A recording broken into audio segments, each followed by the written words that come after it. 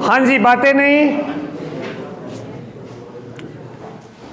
Last video के अंदर अपनी क्लास चल रही थी, या अपना जो टॉपिक था वो था YDSE young double slit experiment. इससे पहले हमने क्या क्या पढ़ लिया कि सबसे पहले प्रायोगिक रूप से प्रकाश के व्यतिकरण को किसने प्रूफ किया? यंग ने तरंगाग्र के विभाजन से दो कला समन स्रोत प्राप्त किए।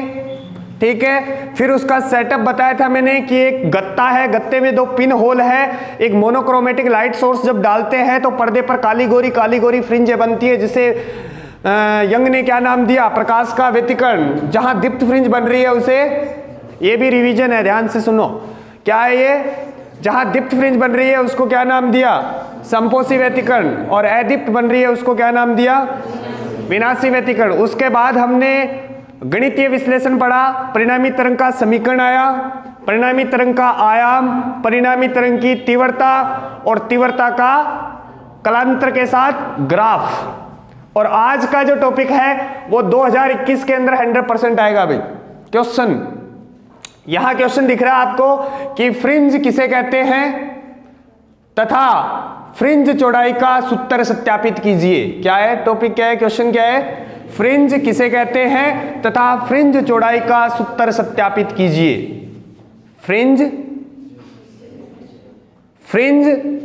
नहीं, क्वेश्चन ये है फ्रिंज किसे कहते हैं तथा फ्रिंज चौड़ाई की परिभाषा और सूत्र सत्यापित कीजिए। समझ में आ गई बात? सबसे पहले तो क्या है, फ्रिंज किसे कहते हैं, फिर फ्रिंज चौड़ाई किसे कहते हैं, और फिर उसका सूत्र। ये पूरा क्वेश्चन समझ गए ना?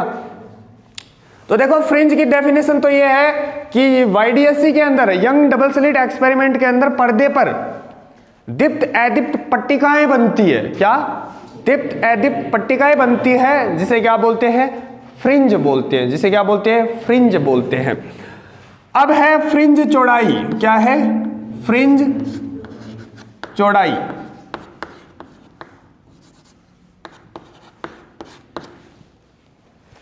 बीटा।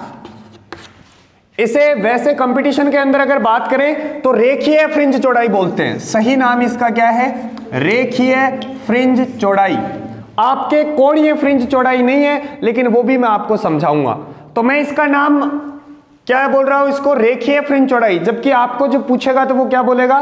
फ्रिंज चौड़ाई। क्योंकि फ्रिंज चौड़ाइयां भी दो होती है, एक तो रेखीय फ्रिंज चौड़ाई और एक कौन सी? कोणीय फ्रिंज चौड़ाई। ये कौन सी है? तो सुनो, फ्रिंज चौड़ाई की डेफिनेशन क्या है? दो क्रमागत दीप्त या दो क्रमागत अदीप्त फ्रिंजों के बीच की दूरी को क्या बोलते हैं? फ्रिंज चौड़ाई। दो क्रमागत दीप्त या दो क्रमागत अदीप्त फ्रिंजों के बीच की दूरी को क्या बोलते हैं? फ्रिंज चौड़ाई। क्या परिभाषा याद हो गई? चाहे तो दो क्रमागत गोरी के बीच की निकाल दो, और जो दो क्रमागत, ठीक है ना? फ्रिंज चौड़ाई किसे कहते हैं? दो क्रमागत दीप्त या दो क्रमागत अदीप्त फ्रिंजों के बीच की चौड़ाई को फ्रिंज चौड़ाई कहते हैं। ये तो डेफिनेशन आसान सी है। अब अपन फ्रिंज चौड़ाई का सूत्र निकालेंगे। फ्रिंज चौड़ाई का सूत्र ये होता है बेटा lambda D by small D.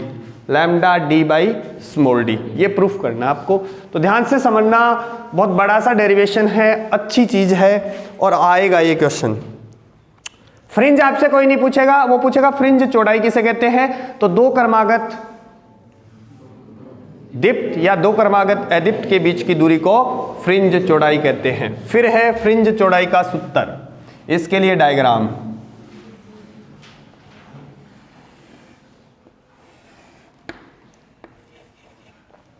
ये S1, ये S2 और ये दूरी D।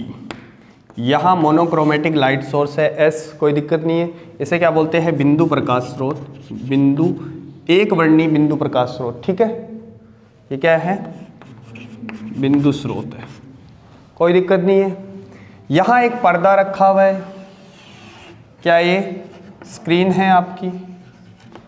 और ये पर्दे और स्क्रीन के बीच की दूरी है। यहां तक कोई दिक्कत नहीं है। एक बिंदु P है जिसकी रेखीय स्थिति, कौन सी रेखीय स्थिति? क्या है? YN। क्या है? YN। बोलो, ठीक है। स्लिट के सेंटर से, इसे क्या बोलते हैं, स्लिट।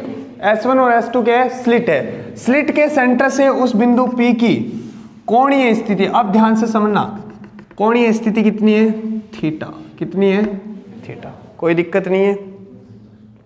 बोलो, क्या एक तरंग यहां से चलेगी, क्या एक तरंग यहां से चलेगी, क्या दोनों मिलेगी? तो मिलने से क्या बनेगा, या तो दीप्त बनेगी या अदीप्त बनेगी। पहले तो अपने को यह बात पता करनी है कि दीप्त बन रही है या अदीप्त बन रही है। वो किस पे डिपेंड करता है?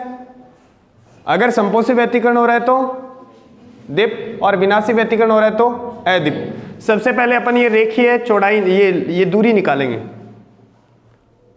सुनो, इस बिंदु से मैंने इस पे एक लंब डाल दिया n, ठीक है, तो इसका पथांतर कितना हो जाएगा, S2n। क्या होगा, S2n।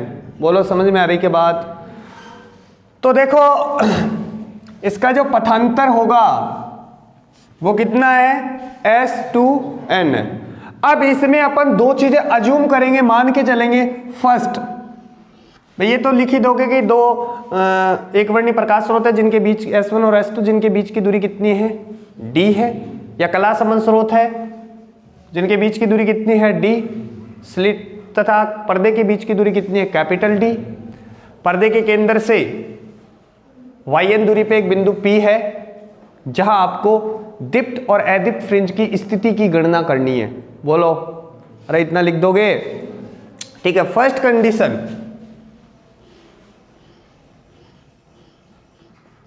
फर्स्ट कंडीशन जो है वो ये है कि कैपिटल D स्मॉल d से बहुत बड़ा है। कैपिटल D स्मॉल d से बहुत बड़ा है, यानी कि ये जो स्लिटें हैं ये बिल्कुल पास पास होनी चाहिए। ये व्यतिकरण की शर्त भी है कि स्लिटों के बीच की दूरी क्या होनी चाहिए, कम होनी चाहिए, और पर्दे की दूरी ज्यादा होनी चाहिए। ठीक है। अगर बेटा ऐसा होगा तो इस डायग्राम को मैं कुछ इस टाइप से बना रहा हूं, ये इस टाइप से है। क्या एक तो ये रहा S2, ये S1 और ये बीच वाला, ध्यान से समझना। अगर ये दूरी ज्यादा है और ये दूरी कम है तो क्या मैं इन तीनों लाइनों को पैरेलल मान सकता हूं? भाई सुन के देखो, जैसे ये तो ये है और इधर आगे कहीं पर्दा है, ठीक है, तो क्या यहां से जो तीनों लाइनें लिख देगी वो पैरेलल होगी? लगभग पैरेलल मान सकता हूं। अरे बोलो, ऐसा होने पर ऐसा होगा अगर स्लिट तथा पर्दे के बीच की दूरी ज्यादा है, यानी कि स्मॉल d जो है वो बहुत छोटा है किससे, कैपिटल D से, तो इन तीनों लाइनों को मैं क्या मान सकता हूं, पैरेलल मान सकता हूं। बोलो, समझ में आ गई क्या बात? अरे बोलो, अगर ऐसा है तो ये कोण कितना दिया है मैंने, थीटा, तो क्या बेटा ये कोण भी थीटा होगा? पैरेलल लाइनें अपने आधार के साथ बराबर कोण बनाती है। समझ में आ रहा है कुछ क्या? अरे बोलो, थ्योरी में क्या लिखोगे कि माना दो कला संबंध स्रोत है S1 और S2, उनके बीच की दूरी कितनी है, स्मॉल d, और स्लिट से कैपिटल D दूरी पर एक पर्दा रखा गया है जिसके बिंदु P पर दीप्त तथा अदीप्त फ्रिंज की स्थिति की गणना करनी है। सबसे पहले क्या लगाओगे कि माना कैपिटल D बहुत बड़ा है किससे, स्मॉल d से। इस केस में क्या हो जाएगा, S1P, OP और S2P तीनों क्या होंगे, पैरेलल होंगे। अगर ये कोण थीटा है तो क्या ये भी थीटा होगा? अगर ये थीटा है तो बेटा ये कितना, 90 माइनस थीटा। मैं इसको अलग से बना के बता देता हूं।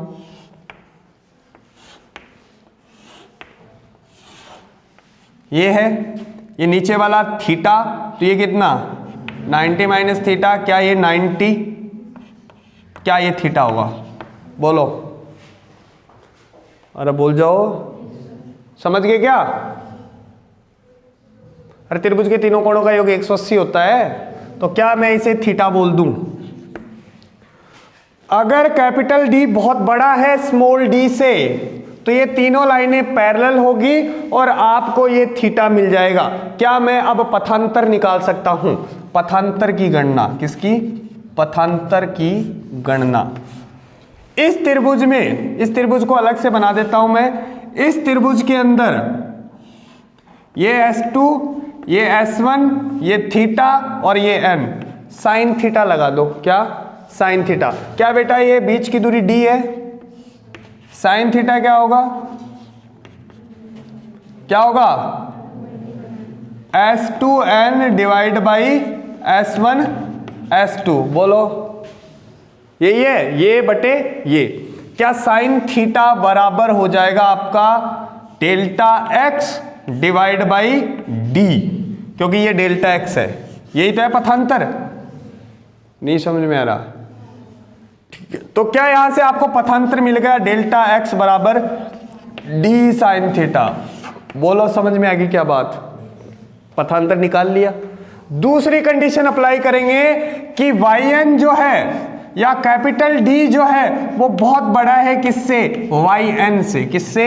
yn से। यानी कि ये दूरी क्या है? बहुत ही कम है और ये ज्यादा है। तो मैं इस त्रिभुज को उठा रहा हूं अलग से। अगर ये yn कम है और ये d ज्यादा है तो क्या मैं बोल दूं बेटा इसका आधार और कर्ण दोनों लगभग बराबर होंगे? देख लो चाहे।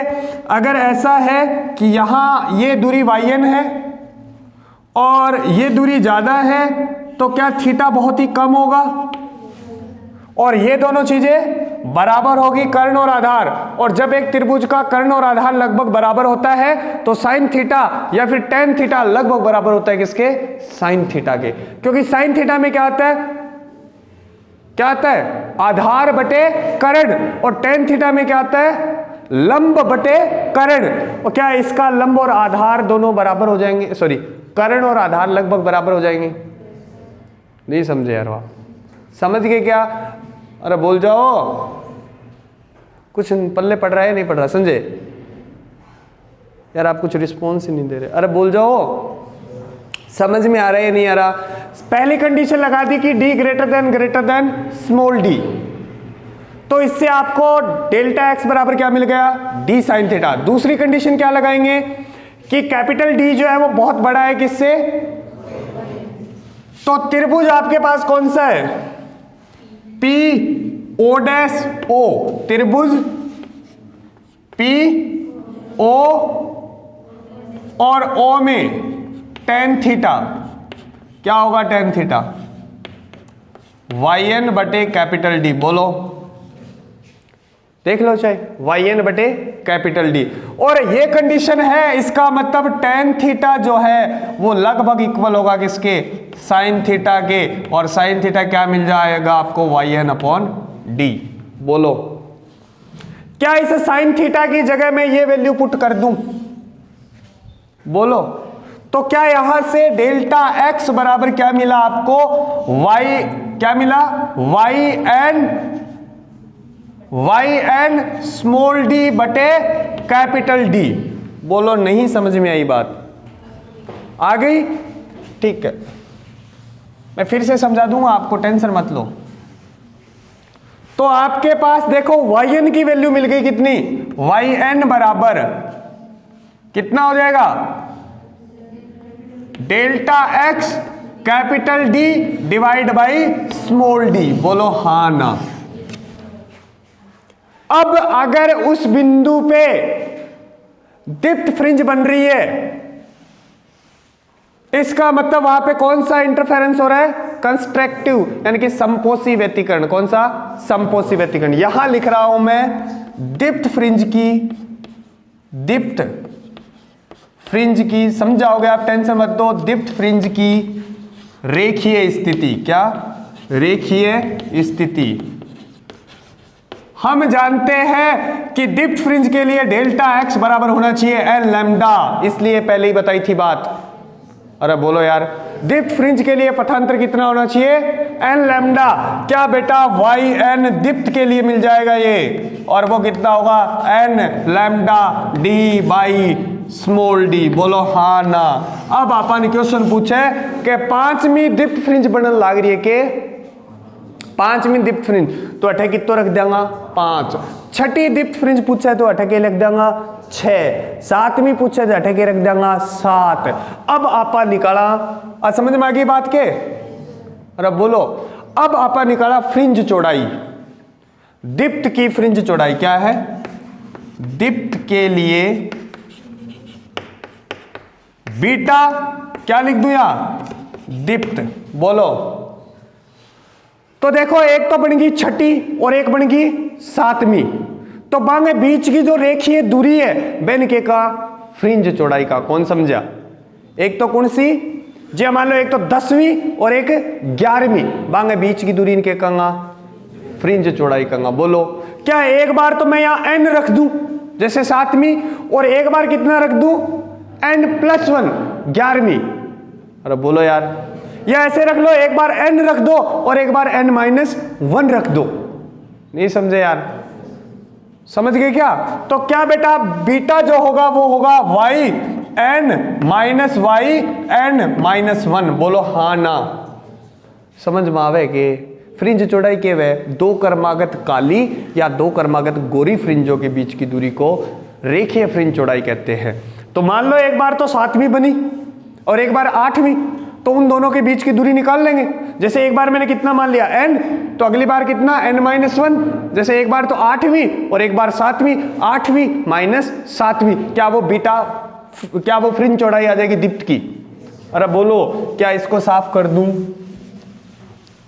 तो देखना बीटा किसके लिए? दीप्त के लिए। क्या बेटा एक बार तो n lambda d/d minus n-1 lambda d/d। बोलो, क्या इसमें से कॉमन ले लूं? Lambda d/d।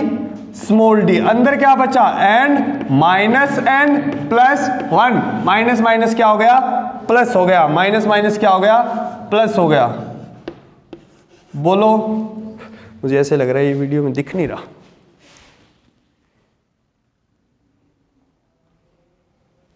कोई बात नहीं है। क्या n से n कैंसिल हो गया? क्या बीटा दीप्त जो है वो आया लैम्डा d/d? बोलो हाँ ना? ठीक है। अब अगर वह बिंदु पर अदीप्त फ्रिंज बने के अदीप्त फ्रिंज, तो बेटा डेल्टा x की वैल्यू कितनी रखू रे? कितनी रखू? यहां लिख रहा हूं मैं, चलो। अदीप्त फ्रिंज की, कोई बात नहीं, अदीप्त फ्रिंज की रेखीय स्थिति। क्या? रेखीय स्थिति। क्या बेटा डेल्टा x मैंने आपको बताया था कितना है? 2n+1 2n+1 λ/2। क्या yn की जो वैल्यू आएगी वो होगी 2n+1 लैम्डा कैपिटल d/2d। बोलो हाँ ना? अब थारगनु पूछे छठी निकालो। कौन सी छठी? तो अठे कितो रख दोगा? 6। 7वीं पूछे तो अठे के लिख दोगा 7। बोलो, समझ गए? अब निकालते हैं बीटा किसके लिए? अदीप्त के लिए। किसके लिए? अदीप्त के लिए। एक बार तो यहां n नहीं रहने दो और एक बार n-1 रख दो। बोलो, समझ में आ गई क्या बात? तो क्या होगा ये? डायरेक्ट रख रहा हूं 2n+1 लैम्डा d/2d माइनस 2 और n-1 +1 लैम्डा, दिखाई नहीं दे रहा होगा इधर, 2n, कौन दिखे नहीं? चलो अटे लिख दे लो यार, चौक मेरे दरती आत्मा। अदीप्त 2n+1 lambda d/2d minus 2n-1 +1 lambda d/2d। क्या लैम्डा d/2d कॉमन ले लूं? क्या बचेगा?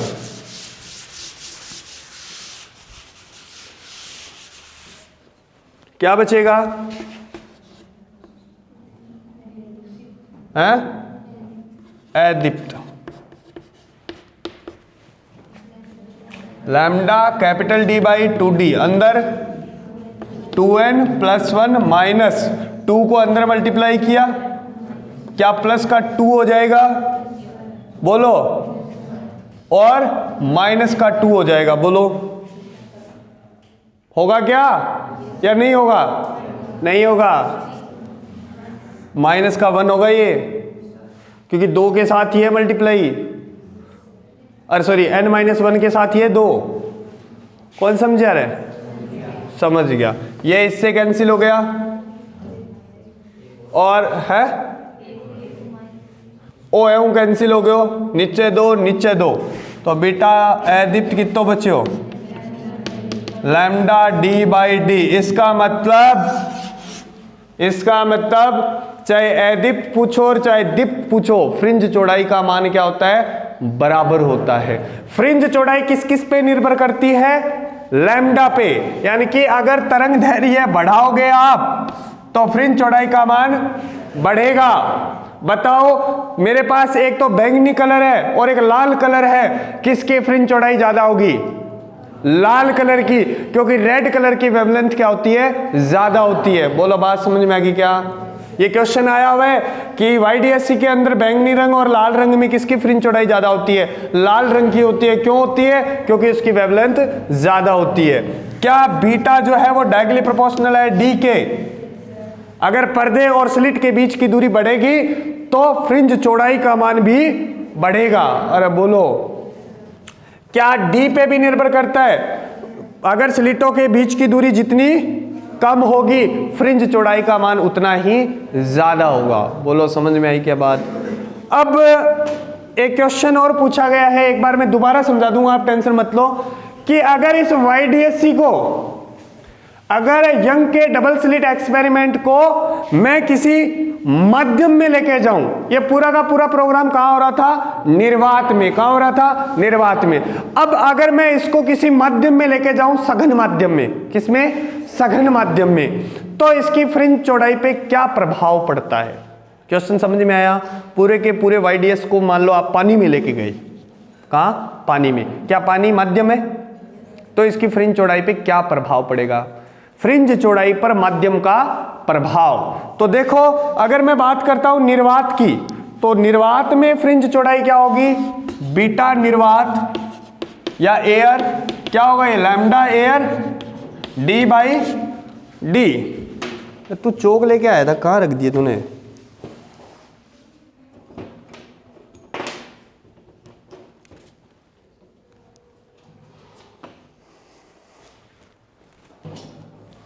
कोई बात नहीं है, देख क्या होगा ये? Lambda air capital D by small D, यही है। जैसे यहां बीटा मध्यम आएगा तो क्या लैम्डा मध्यम होगा? डी बाई डी, इस पे कोई फर्क नहीं पड़ेगा। और रे ऑप्टिक्स की बात बता देता हूं मैं, लैम्डा मीडियम में होता है लैम्डा एयर बटे अपवर्तनांक। लैम्डा एयर बटे अपवर्तनांक, ये मैं कहां पढ़ाऊंगा आपको? रे ऑप्टिक्स के अंदर। ये ध्यान रखना कि जो माध्यम में जो तरंग दैर्घ्य होती है ना, वो कम हो जाती है। इस वजह से प्रकाश जब विरल माध्यम से सघन माध्यम में जाता है तो उसका वेग कम हो जाता है, क्योंकि V बराबर N लैम्डा भी होता है। कौन समझ में आई बात? अरे पल्ला पढ़े के बता दियो। माध्यम के अंदर जो तरंग दैर्घ्य होती है वो लैम्डा एयर बटे अपवर्तनांक होता है। तो क्या बेटा मैं ऐसे लिख सकता हूं इसको कि बीटा मध्यम lambda air d by d into n. क्या ये निर्वात में या एयर में बीटा? तो बीटा इन मीडियम क्या हो जाएगा? Beta in air divide by n. क्या फ्रिंज चौड़ाई का मान घट जाता है? बोलो, बात समझ में आ गई क्या? एक मिनट में देख लेता हूं और कुछ है क्या इसमें। रेखीय फ्रिंज चौड़ाई की निर्भरता, कोणीय फ्रिंज चौड़ाई, श्वेत प्रकाश का व्यतिकरण। आप कहो तो दो चार बातें और बता के फिर मैं रिपीट कर दूं इसको। कितना टाइम रह गया है? आधी घंटा। आरामदारी समझा दूंगा, टेंशन ना लो, 2-4 बातें और है वो पूरा ही कर दूं एक बार ताकि वीडियो पूरी हो जाए। दोबारा समझाऊं?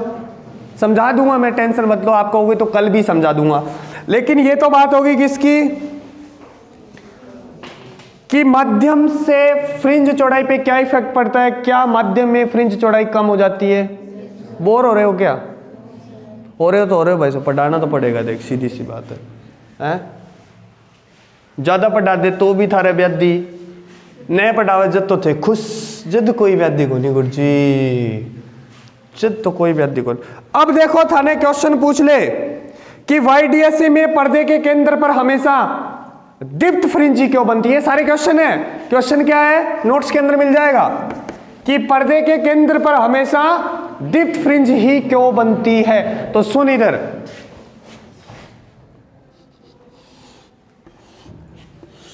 क्या ये पर्दे का सेंटर, क्या यहां से कोई किरण आएगी, क्या यहां से कोई किरण आएगी, क्या इन दोनों किरणों के बीच S1 और S2 से आने वाले प्रकाश के बीच में पथांतर जो है वो शून्य होगा, क्योंकि ये इसका मिड पॉइंट है, ये बराबर है, ये बराबर है, तो ये भी बराबर होगा।